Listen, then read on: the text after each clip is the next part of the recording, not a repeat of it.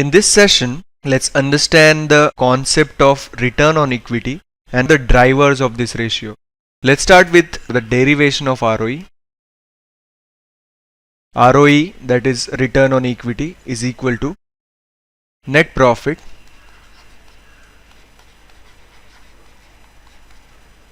upon equity.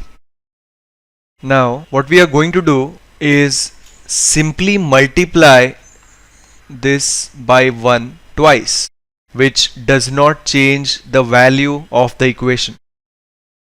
In the next step, let's start with net profit upon equity multiplied by assets upon assets and turnover upon turnover, which is revenues. Now, in the next step, we are simply going to rearrange some of the terms in this equation. So let's keep the net profit as it is, but instead of dividing it by equity, I am going to move the turnover on this side. So the first part of our equation becomes net profit divided by turnover. In the second part, let's keep assets where they are in the numerator and divide it by equity. So that's the second part of our equation. In the third part, let's keep the turnover in the numerator and check the remaining item, which is assets. So let's divide the turnover by assets. So again, the result of the equation has not changed as such. Only thing that has changed is rearrangement of certain items in the numerator and denominator. Now, if you look at this carefully, what you will get is nothing but the net margin or the net income margin of the business. This, if we go on to simplify further, assets are equal to equity plus liabilities. So this is going to be equal to equity plus liabilities divided by equity. If all the liabilities are in the form of debt, this is going to be equal to equity plus debt upon equity. Now, can you recall what this ratio is? This is nothing but the leverage in the business, the financial leverage. Let's now look at the third part more carefully. In the third part, we've got turnover upon assets. What is this? This represents the amount of revenue that the business is able to derive out of the asset base, which is nothing but the utilization of assets.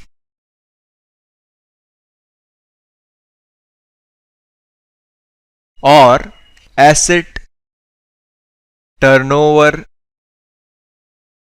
ratio.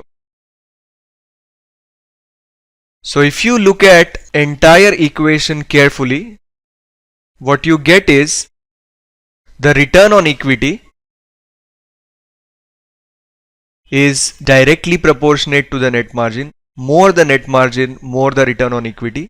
It is also directly proportionate to the leverage, that is asset upon equity, and is also directly proportionate to the asset turnover ratio. The better the utilization of assets, more will be the ROE. So any business which wants to enhance the return on equity should try for all three ratios to be at their highest possible level. That is, the net profit margin should be highest, the financial leverage should be highest possible, and the asset turnover ratio should also be at the highest possible level. However, you can note that the three ratios do not move in tandem, in the sense that if one of the ratios goes up, the other ratio is likely to go down. For example, if the business tries to increase the financial leverage, there is a possibility that the net margin may go down. So the financial leverage may go up, the net margin may go down. Similarly, if the asset turnover ratio goes up, it's possible that the net margin may go down. For example, if a business takes certain assets on rent, instead of investing in fixed assets, the business rents the fixed assets. In that case, the net margin may go down because of the rental cost. Similarly, sometimes a business decides to buy the raw materials instead of making them in-house. In such a situation, the asset turnover ratio could be lower because of the asset light model of the business, but that will hamper the net margin of the business. So it's not possible in all situations that the net margin, financial leverage and asset turnover ratio, all of them go up simultaneously. Such a situation is unlikely. It's the task of the finance manager to achieve an optimum level of all of these ratios while achieving the highest possible return on equity. I hope this session was useful in understanding the drivers of ROE.